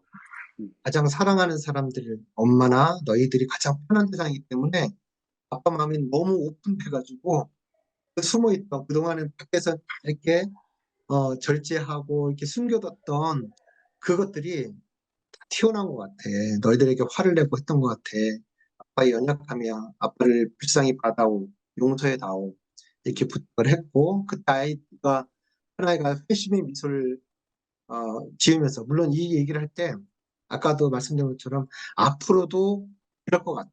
아빠도 조심하겠지만, 아빠도 또 욱하고 화를 낼 것 같아. 근데, 분명히 아빠가 이거 깨달았으니까, 빨리 깨닫고 또 미안하다고 용서를 구할 텐데, 그때마다 아빠를 용서해 주렴 부탁을 했죠. 그때 찬혁이가 회심의 미소를 지으면서, 네, 알았어요, 아빠. 앞으로 잘하세요. 이렇게 하는 거죠. 그리고, 저는 여전히 그 이후에도 간혹 화를 내는 사람이었지만 말씀드린 것처럼 오랜 가족들의 무조건의 음, 용납과 기다림 하지 않아요. 탓하지 않아요. 그냥 아내 편으로는 아빠가 또 그러면 얘들아 이리 와 이리 와 아빠 저러다 또 말겠지 또 미안하다고 그럴 거야. 그럼 또 용서해주자 이러면서 또 수년을 또 지나가는 과정에서 제가 점차 점차 그 증상이 음, 점점 줄어들고 치유되어지는 그런 과정들을 음, 물론 이것이 어, 사실 어른아이라고도 얘기를 하잖아요. 제 안에. 그런 어른아이였던 제 어린 시절의 그런 상처들이나 연약함들이 음, 가족들의 이것에는 정말 아이들의 역할도 중요했던 것 같아요. 어떻게 보면 저는 아이들이 이것으로 인해서 상처받고 아빠를 멀리할 수도 있는 거잖아요. 그렇죠. 그럼에도 불구하고 아이들이 저를 용납해 준 거예요. 근데 그거 안에서 제가 그 안에서 성장을 겪는 거죠. 예. 네, 감사합니다. 오늘 이제 저희 주제가 티식의 잠재력인데, 우리 가족 안에서 아빠 자녀 간에, 그러니까 부모 자녀 간에 그 서로 용납해주고 용서해주는, 우리도 다 원가족들이 있잖아요. 그래서 그 안에서 서로 이렇게 용납해주고 포용하고 용서하고 이 과정이 있을 때 잠재력이 거기서 나올 수 있겠구나. 네, 그런 생각을 좀 해보게 됐습니다. 나눠주셔서 감사하고요. 네, 저희가 또 그 소그룹 시간을 연령별 또 주제별로 또 나눠서 할 거니까 또 거기서 또 깊이 또 나누실 수 있긴 할 텐데 그래도 여기 지금 우리 이성근 선생님하고 함께 전체가 하면서 좀 한 두세 분 정도 더 아직 시간을 좀 있으니까 두세 분 뭐 질문하셔도 됩니다. 궁금하신 거 아니면 피드백도 좋고요. 제가 네, 질문을 좀 네네네, 드릴게요. 권영 선생님. 네, 네. 너무 지혜를 나눠주셔서 굉장히 이해가 되고 도움이 음, 되고, 나중에 저도 강의할 일 있으면 이거는 악뮤 아버지 이성근 선생님께서 말씀하시기를 하면서 제가 코테이션 카피라이트는 거기 있다. 이렇게. 명확하게 레퍼런스해서, 이런 거는 해야겠다는 생각을 몇 가지 제가 인사이트를 얻어서 너무 감사했어요. 근데 저는 제가 이제 성인이 된 새 자녀를 키우기도 하고, 이제 지금 하나님 우리에게 이 세상을 본받지 말라고 하는데, 음, 진짜 본받지 말아야 할 많은 것들이 너무 많이 더더욱 늘어나잖아요. 저는 네. 한편으로는 이 세상에 지금 선악과 바치다 이렇게 표현을 하기도 해요. 음, 어디 하나 선악과가 너무 많이 늘어져 있는 때에, 네. 아까 사실 그 다 나눌 수 없다고 했지만, 그 YG 안에서의 하나님의 보호하심과 도우심을 많이 경험하셨다고 했지만, 혹여라도 거기서 그래도 신앙적인 회의나 어떤 위기나 그런 음, 것들을 경험한 적 있었는지, 그때 어떻게 네. 도와주셨는지 궁금하고요. 제가 최근에 저희 아이 친구기도 하고, 여튼 팬데믹 때 아버지를 잃은 이제 아들내미가 있는데, 그 아이가 저희 집에 잠깐 왔었는데, 맑은 얼굴, 맑은 미소를 띠면서 저 하나님 안 믿어요. 딱 그렇게 얘기를 하더라고요. 그래서 음, 저는 그 기도에 이해할 수 없는 시간에 아빠를 그렇게 하루아침에 데려가신 하나님에 대한 네. 굉장히 분노가 있을 거라고 생각을 하지만, 그때는 그냥 네가 알아서 해라. 네가 그럴 거면은 내가 어쩌겠어? 이제 그러면서 근데 제 나름의 리액션을 했어요. 그 아이가 제 반응에 대해서 불편해하지 않고 가볍게 감사하게 이렇게 갔지만, 제 마음은 보내고 나서 엄청 무거워지긴 했거든요. 음, 이런 이런 회의적인 어떤 정말 네. 아이들이 그런 경험이 있었는지, 또는 이렇게 그런 그 성인 MK들이 그런 고백을 할 때 어떻게 선생님은 대답해 주실지, 이거 좀 여쭙고 싶습니다. 네. 저희 아이들 친구 또래들 중에서도 몽골에서 생활할 때 같이 커갔던 아이들인데 특히 이제 한국에 나와서 대학을 위해서 나왔던 아이들이 대학에 가자마자 교회를 다니지 않겠다고 선교사님인 부모님한테 나를 이제 교회 안 다닐 거니까 나한테 교회 다니라고 하지 말라고 대놓고 이렇게 너무 착하고 순종적인 아이들은 몽골에서는 그렇게 얘기하는 거 보고 참 그런 친구들이 의외로 많아요. 보니까 MP들 중에서도. 그러니까 그런 원인들은 사실 다각적으로 좀 이렇게 살펴봐야 되겠지만, 그건 조금 다른 눈으로 좀 하고요. 저희 아이들의 경우를 말씀드리면, 저희 아이들은 사실 저희 가족은 좀 특별한 경험을 했잖아요. 정말 이 과정을 통해서 하나님이 주도적으로 아이들을 끌고 가시는 것들도 보고, 아이들이 어리지만 이거는 우리가 하려고 했던 것도 아니고 노력해서도 가능한 일이 아니라는 걸 너무 잘 알아요. 이 모든 과정이 다 하나님의 주권과 은혜라는 것을 그냥 고백할 수 없어요. 기적이라고 얘기를 한 거예요. 그런 분명한, 그러니까 어떻게 보면 이것이 하나님이 우리 가운데 살아계시고 우리를 인도하신다는 분명 확증인데, 아이들이 청년 나이가 돼서 고민스러워지는 거예요. 그래서 예를 들어서 저는 이게 한국에 나와 있는 MK들, 한나라든 어떤지 잘 모르겠습니다. 근데 한국적인 문화, 사회, 또 일반 한국적인 청년들 안에 어떤 사고, 생각, 이런 것들과 접하면서 아이들이 경험하는 어떤 그런 혼란들은 나는 선교지에서 이렇게 배웠는데, 우리 부모님 선교사님이고 엄마 아빠를 통해서 이렇게 배웠는데 한국에 나와 보니까 교회는 욕을 먹고 있고 목사님들도 욕을 먹고 있고, 그래서 나는 내 부모가 선교사고 목사님이라고 얘기 못 하겠어. 거기다 너무 큰 혼란과 배신감을 느껴요. 그래서 어, 오히려 교회를 안 다니는 친구들이 더 멋있고 더 착해 보여, 선해 보여. 예, 그런 것들 때문에 더 회의감을 느끼는 것 같아요. 어, 저희 아이들도 그런 비슷한 질문을 한 적이 있어요. 저희 아이들하고 일하는 사람들 중에서도 교회 안 다니는 분들이 참 많으니까. 그럼에도 불구하고 너무 멋있어, 사람들이. 너무 착하고 선해. 보면서, 교회를 안 다니는데 이렇게 하는데, 오히려 교회 다니는 분들이 더 이렇게 크고 있잖아. 안 좋은 사례들 많이 보면서 이러고 있는데, 하나님을 믿는다는 게 어떤 의미가 있는지 잘 모르겠어요. 우리는 선명한 그런 과거의 경험이 있습니다. 그런 또, 술은 왜 먹지 말아야 되고, 가지고, 어, 뭐 이런 것들. 또 명품 얘기도, 저희 가족들은 명품에 대한 얘기도 약간 좀 민감한 주제이긴 했는데, 명품은 왜 안 돼? 입으면 안 돼요? 사면 안 돼요? 막 이런 거. 할 수 있잖아요. 살 수 있는 능력 때문에. 뭐 이런 것부터 해가지고. 이 모든 것들이 사실 저한테는 불편한 주제이기도 했지만, 한 가지 분명하게 아이들에게 얘기하면 축하한다고 해줬어요.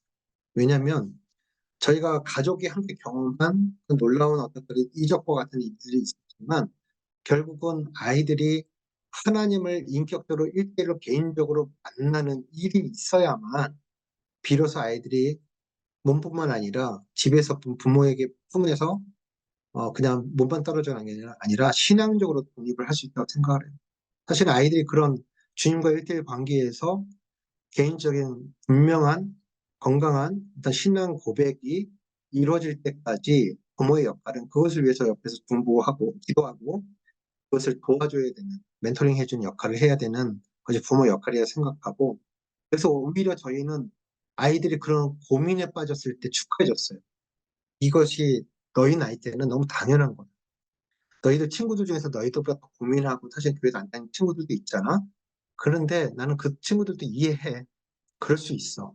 그런데 우리는 성경에서도 시편 말씀에 그랬잖아요. 하나님께서 행하신 그 옛적 기사를 기억하라. 저희는 그 말씀을 하죠. 그럼에도 불구하고 이게 현재 시점에서 너희들이 의문투성이긴 하겠지만 과거 일을 봤을 때 우리가 동일하게 고백했던 그 하나님이 계시잖아. 근데 그 하나님 이제 너희가 그냥 엄마 아빠를 따라서 그 신앙이지만 이제 비로소 너희가 하나님을 일대일로 만난 시기가 된 것 같아 라고 이야기해주고 격려를 해줬어요. 근데 그게 저희 아이들에게서는 효과가 빨리 일어났던 것 같아요. 그리고 한 달에 한 번 하는 그 가정 예배가 이런 신앙적인 질문들을 쏟아놓는 기회가 됐어요, 아이들. 그런 부분에 대해서 제가 할 수 있는 한, 제가 설명하기도 하고, 필요한 어떤 그런, 유튜브에 너무 좋은 정보들도 많이 있잖아요. 훌륭한 목사님들이 짧게 이제, 정리해 놓은 말씀들이 있고, 이런 것들도 읽게 하고, 필요한 도움이 될 만한 서적들 안내해 주기도 하고, 또 더 나아가서, 어, 제가 뭐, 예를 들어서 누구를 알기 때문에, 제 아이를 친구를 알기 때문에, 이렇게 아빠가 만나자고 하자. 이렇게 얘기해서 만날 수 있는 게 아니잖아요. 하지만, 어쨌든 너는 그 친구들 계속 만나니까, 그 아이들이 적절하게 좀 도움이 필요하다고 했을 때, 아이들이 원한다면 아빠가 만약 1대1로 얘기도 들어주고 성격 공부도 해줄게. 아니면 필요한 책을 아빠가 추천해줄게. 근데 이렇게 아이들한테 얘기를 하죠. 그래서 본인뿐만 아니라 본인 친구들도 함께 고민하고 있는 주제에 대해서 그래도 아빠가 이 부분에서 뭔가 도우려고 한다는, 이 부분에서 도우려고 한다는 그런 메시지, 제스처들을 계속 좀 보았던 것 같고요. 지금은 그 시기를 좀 넘어간 것 같아요, 저희 아이들은. 그래서 오히려 올해 들어와서 특별히 이제 찬혁이 그 신앙에 대해서 좀 더 확고해지고, 자기 신앙 고백이 뚜렷해지는 것을 보게 됩니다. 네. 또 어떤 질문이셨죠? 두 번째가. 네. 네, 네. 답이, 웬만큼 답이 됐습니다. 아, 네. 예, 예. 예, 그렇게 예, 회의적인 아이들에게 예, 예, 예. 성인 아이들에게 네, 네. 네, 그것들을 아, 그대로 예, 한 가지 또 두 번째, 갑자기, 부모님을 잃은 아이의 경우는, 그 마음을 어떻게 헤아리고 사실 위로할 수 있겠습니까? 그런데 그 아이가 처한 상황에서 분명한 거는, 자기 이제 교회를 다니지 않겠다. 그러면 사실 하나님은 그 아이를 포기하지 않지만 그 아이는 하나님을 포기한 것처럼 보이는 거잖아요. 근데 그 아이에게 가장 중요한 이유는 뭐냐면은 자기의 부모를 잃었다는 거죠. 아버지를 잃었다는 거죠. 그러면 그 아이에게 필요한 것은 그 부모 역할을 완벽하지는 않지만 부모의 역할을 어느 정도 해줄, 그러니까 부모 같은 멘토가 될지 어른이 필요하다고 생각을 해요. 그래서 그 아이의 정서적인 꼭 하나님 교회 꼭 아니라 이렇게 아니고 그거 아니어도 그를 들 마음이 준비가 안 됐기 때문에 그 아이 옆에서 필요한 것들 정서적인 위로 또 그 아이가 필요하면 뭐밥 한 끼를 사주고 이야기를 들어주는 좋은 어른으로서 그 앞에 옆에 있습니다. 당연히 부모가 있으면 부모가 해준 역할 부모님 그 역할을 해줬을 텐데 그 저가 볼 때는 그것을 이제 선생님이 보셨으니까 선생님이 그런 역할을 또 역할을 해주시면 좀 네, 좋겠다는 생각을 해요. 예. 네, 네. 네, 감사합니다. 답이 좀 되셨을 것 같은데요. 저희 그 TCK 부모 코칭에서 필리핀에서부터 이 DMP 운동도 시작됐는데 거기서도 이제 저희가 이렇게 부모 선생님들 전 세계에서 훈련 받으러 오시고 거기 또 2대, 3대까지 또 이 선생님 가문으로 가시는 분들 계셔서 모셔서 했는데 비슷한 그 원리가 나왔습니다. 그래서 부모님이 제일 가정 안에서 가정 예배나 이렇게 대화할 수 있는 편안하게 그게 하나의 원리였고 두 번째가 이제 멘토 좀 전에 설명해 주셨죠. 부모님을 대신하지만 완벽하게 다 커버할 수는 없지만 그래도 그 시즌에 맞게 어떤 이렇게 멘토링을 해줄 수 있는 멘토. 그 다음에 하나가 공동체였습니다. 자기가 이렇게 거기에 들어가서 같이 할 수 있는 공동체. 이 세 가지 요소가 있을 때 그 인생에 그 중에 하나만 있어도 되는데 세 가지가 다 있으면 더 이렇게 축복된 거죠. 그래서 그런 어떤 공통분모가 있었다라고 말씀드리고 싶습니다. 자, 우리 그래도 오늘, 여기 이제 뭐, 여기 상담 선생님도 계시고, 코치님도 계시고, 또 뭐, 아빠 선생님도 계시고, 하니까 더 많은 얘기 나누실 수 있을 텐데, 소그룹에서 좀 더 여러분들이 좀 디테일하게 그 주제별로 말씀을 좀 더 나누시는 게 좋을 것 같아요. 그래서 내일도 또 시간이 있기 때문에, 근데 이제 오늘 이성근 선생님 계실 때, 그래도 마지막, 네, 한 분 정도, 한두 분 정도 질문에 따라서, 네, 네, 말씀하시죠. 박미정 네, 선생님. 네. 네. 아까 1년의 자유의 시간을 줬다 그랬잖아요. 네. 그때는 이제 터치를 하지 않고 너네 하고 싶은 거 해봐 하고 자유 시간을 줬다 했잖아요. 그때 아이들이 노래하고 기타 치면서 작곡하면서 그렇게 하는 시간들이 많아져서 그런 게 이제 쌓여서 그렇게 그런 음악들이 이루어진 건지 아니면 그 전부터 얘네들이 음악적인 무슨 소질이 있었다거나 뭔가 뭐 어떤 그게 있었는지 그 시기가 그때쯤에 포텐셜이 터진 건지 그 1년의 시간 동안 이제 마음껏 네. 하게 네. 냅뒀으니까 자기가 좋아하는 걸 했을 거 아니에요? 자꾸 네. 자꾸 네. 그런 거였는지. 음, 아이들이 음악을 제대로 배웠다고 하기에는 좀 어려운데, 저희들이 몽골에 가기 전에, 애들이 좀 어렸을 때, 뭐 그냥 유아식 때, 어느 이제 피아노 학원 운영하시던 선생님이 이제 교회를 다니시는 분인데, 선교사님이나 목사님이나 선교단체 간사님들을 섬기고 싶다, 아이들 섬기고 싶다 해가지고 저희 아이들이 또 선택을 받아서 한 1년인가 이렇게 그 학원에 무료로 강습을 받은 적은 있습니다. 이게 매우 어렸을 때예요. 그리고 나서 저희가 그거를 이제 얼마 하지 못하고 중단을 했었고, 현역이는 그렇게 그다지 이렇게 관심을 보이지 않았던 것 같아요. 하면 잘하는데 관심을 보이지 않았고, 수연이는 그냥 뭐 이렇게 노래하는 거 참 좋아해요. 그래서 썩 잘한다기보다는 예쁘게 노래한다는 소리를 주변에서 많이 들었어요. 근데 뭐 아이들이 이제 자라면서 꿈이 뭐니 했을 때도 분명하게 얘기할 수 있는 건 별로 없었고, 저는 이제 다리 놓는 사람들하고는 선교단체 출신인데 예배 사역을 했던 사람입니다. 그래서 계속 교회에서 또 찬양 인도를 해왔었고, 집에서 늘 찬양을 틀고, 또 가정 예배할 때 제가 직접 노래를 부르고, 뭐 혹시 그래도 부모님의 영향을 받지 않았겠냐 뭐 이렇게 뭔가 원인 찾을 때 전 잘 모르겠는데, 제가 이런 일을 했다 그러면 그렇지, 그러면 그렇지, 아빠가 찬양 생각하는 사람이구만 이렇게 얘기를 하세요. 만약 그렇게 뭐 거기서 일부 동의한다 그러면 그런 환경 안에서 계속해서 뭔가 음악을 찬양을 듣는 환경 안에서 자랐다는 게 뭐 도움이 됐을지는 모르겠습니다. 그리고 말씀하신 것처럼 그 1년의 방학 동안에 아빠의 기타를 가지고 장난감 삼아서 그냥 아무렇게 두들긴 적은 있지만 제대로 그걸 진지하게 배워보거나 하려는 그런 거는 전혀 갖지 않았어요. 특히 찬혁이 같아요. 그래서 사실 뭐 그냥 노는 거예요. 노는 거에만 집중을 했고 음악적인 뭔가 그런 것은 전혀 보이지 않았습니다. 그리고 나서 말씀드린 것처럼 그 1년이 다 지난 시점에서 아는 분 이미 들은 분들도 계시겠지만 저희가 이제 그 1년이 맞이되고 그 다음에 2012년 1월입니다. 아이들이 K-팝 스타에 처음 등장한 게 2012년 12월 18일이고요. 그 방송이 녹화가 된 게 아마 9월쯤이었을 거예요. 근데 그 해의 1월, 바로 첫 1월 달에, 아이들 다니던 한인교회에 청소년부 이제 찬양팀이 있었는데, 그 중에 드럼을 치는 아이가 고3짜리 아이였고, 그 아이가 노래를 만들어 온 게 아이팟이라는 노래였어요. 근데 그 아이팟이 이제, 아이팟 터치라고 하는 것이 처음 나왔을 때, 어른들이나 아이들한테 그거 정말 갖고 싶어 했던 건데, 이 아이가 그 마음을 담아서 노래를 만든 거죠. 가사가 그냥 엄마 아이팟 사주세요. 아이팟 갖고 싶어요. 후렴구가 아이팟 했던 거예요. 그거를 이제 찬양팀이 있고 제일 큰 형이고 오빠다 보니까 팀한테 다 코드 가르쳐줘가지고 풀밴드로 치게 하고 팀 아이들이 마이크 들고 그 노래를 줄기차게 부르는 1시간, 2시간이 되도록 부르는 거예요.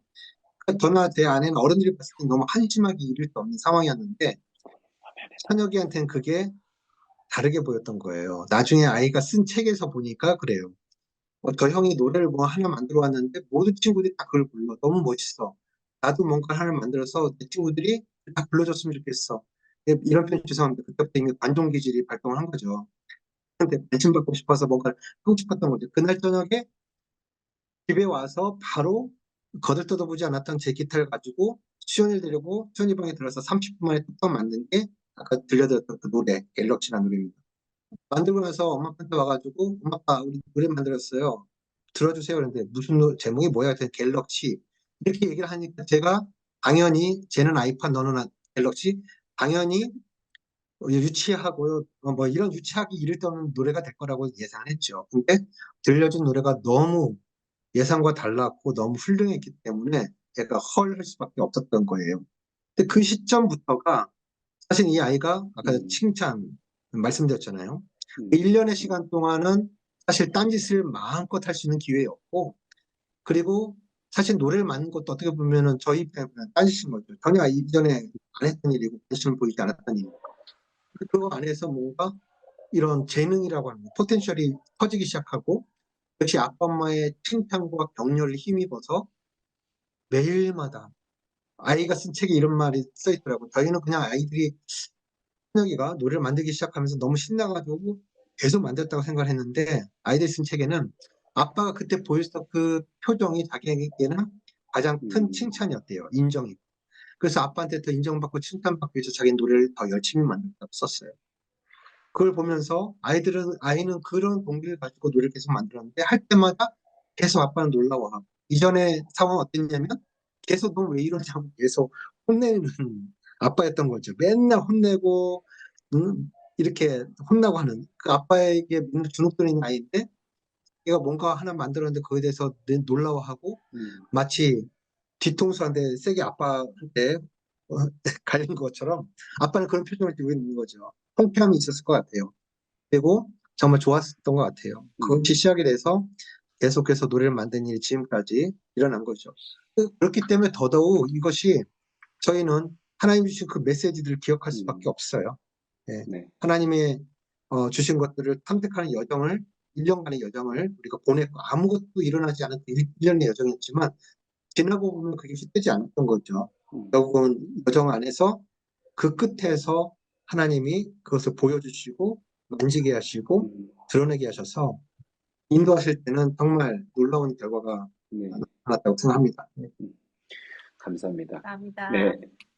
어제 우리 홍이삭 군 아시죠? 홍이삭 군의 아버님도 비슷한 얘기를 하셨어요. 어떻게 보면 우연이라고 보이는 일상의 그냥 그 기회들 속에서 그렇게 자극이 돼서, 전혀 이게 로직이 생각이 연결되지 않는 건데, 그냥 친구의 자극, 그죠? 좀 전에 이게 갤럭시가 나온 그 배경도 그렇고. 그래서 이 일상의 점들이 모여가지고 어디에서 이렇게 포텐이 터질지 모른다는 거죠. 그런데 이제 지금 우리 이성근 선생님 말씀에 의해서 볼 때 그 아빠 역할이 참 중요한 것 같아요. 그죠? 여기 지금 아빠분들 좀 많이 들어와 계셔서 너무 감사한데 우리 아빠들, 엄마 역할도 그죠? 중요합니다. 네, 엄마는 당연히 중요한 거. 엄마는 네. 그냥, 네, 당연히 애들을, 네, 그리고 저도 너무 공감하는 게 많은데, 그래서 이제 우리 아빠들, 오늘 이제 파더링 이슈가 있거든요. 파더링 모임, 소그룹이 있습니다. 홈스쿨과. 네, 그래서 거기에서 또 이렇게 또 얘기들을 좀 나눠보시면 좋겠고, 네, 그래서 이제 조금 아쉽죠, 그죠? 시간이 좀 더 많으면 좀 더 이렇게 질문도 하고 이렇게 하면 좋겠는데, 이제 소그룹에서 조금 더, 예, 그 안에서 소수가 있기 때문에 더 깊이 좀 더 나누실 수 있을 것 같습니다. 그래서